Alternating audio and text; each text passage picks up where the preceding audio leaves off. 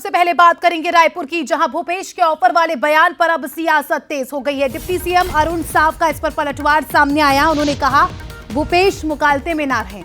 बयान अपनी पार्टी में स्थान सुरक्षित रखने के लिए बघेल को दिखानी पड़ रही है अपनी प्रतिबद्धता, इसीलिए इस तरह के बयान दे रहे हैं।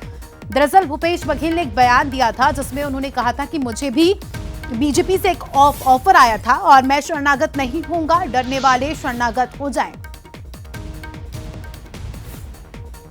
तो भूपेश बघेल का एक बयान जिसने छत्तीसगढ़ का सियासी पारा हाई कर दिया है, जिस पर पलटवार करते हुए डिप्टी सीएम ने भी साफ तौर पर कह दिया है कि भूपेश बघेल मुकालते में ना रहे।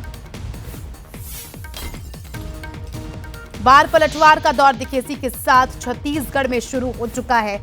दरअसल ऑफर वाली बात ऐसा पहली बार नहीं है कि कांग्रेस का कोई नेता ऑफर का जिक्र कर रहा हो। क्या कुछ कहा, पहले वो सुनिए।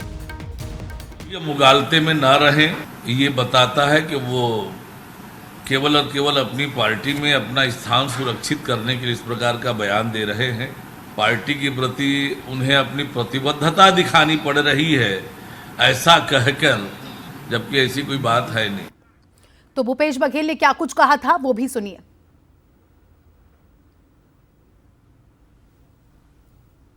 उससे भी उम्मीद कर रहे थे मैं भी भारतीय जनता पार्टी में चल दूं, कि शरणागत हो जाऊं।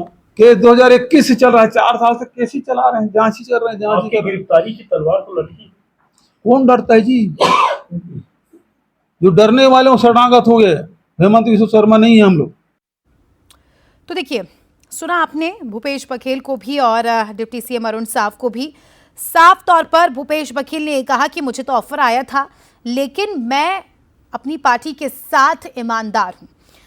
इस पर पलटवार करते हुए अरुण साव ने कहा कि आप शायद मुगालते में जी रहे हैं।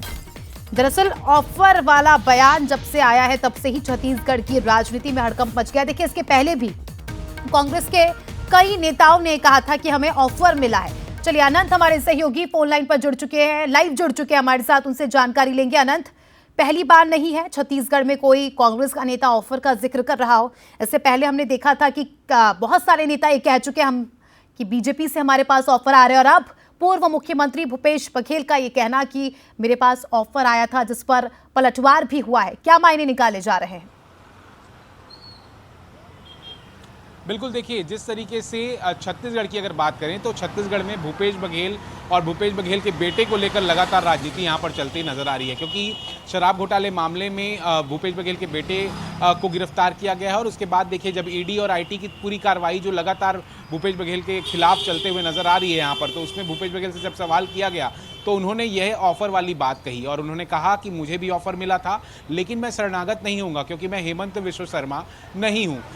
उन्होंने ऐसे कहते ही छत्तीसगढ़ में एक तरीके से देखिए ये ऑफर की जो राजनीति है उसे एक हवा दे दिया। और इसको लेकर अब भारतीय जनता पार्टी की तरफ से डिप्टी सीएम जो अरुण साव है उनका भी बयान आया है। वो उन्होंने कहा है कि मुगालते में नहीं रहना चाहिए किसी को भी, जो जांच है, जो उचित जांच है वो पूरे मामले में चलती नजर आ रही है। लेकिन सबसे बड़ा सवाल ये है कि भूपेश बघेल ने ऐसा आखिर क्यों कहा कि वो हेमंत विश्व शर्मा नहीं है, मैं शरणागत नहीं होऊंगा, भारतीय जनता पार्टी के शरणागत नहीं आऊंगा। तो देखना यही होगा कि ये जो शरणागत की राजनीति है वो कहां तक जाते हुए नजर आती है, क्योंकि भूपेश बघेल ने साफ कह दिया कि मैं शरणागत नहीं होऊंगा और मैं सीधी जो पूरी कार्रवाई है उसका सामना करता हुआ नजर आऊंगा। और वहीं भारतीय जनता पार्टी के नेता कह रहे हैं कि जांच लगातार जारी है, जांच में जो भी दोषी पाए जाएंगे उस पर उचित कार्रवाई होगी। बिल्कुल, शुक्रिया आपका जुड़ने के लिए अनंत, और जानकारी के लिए सीधे चले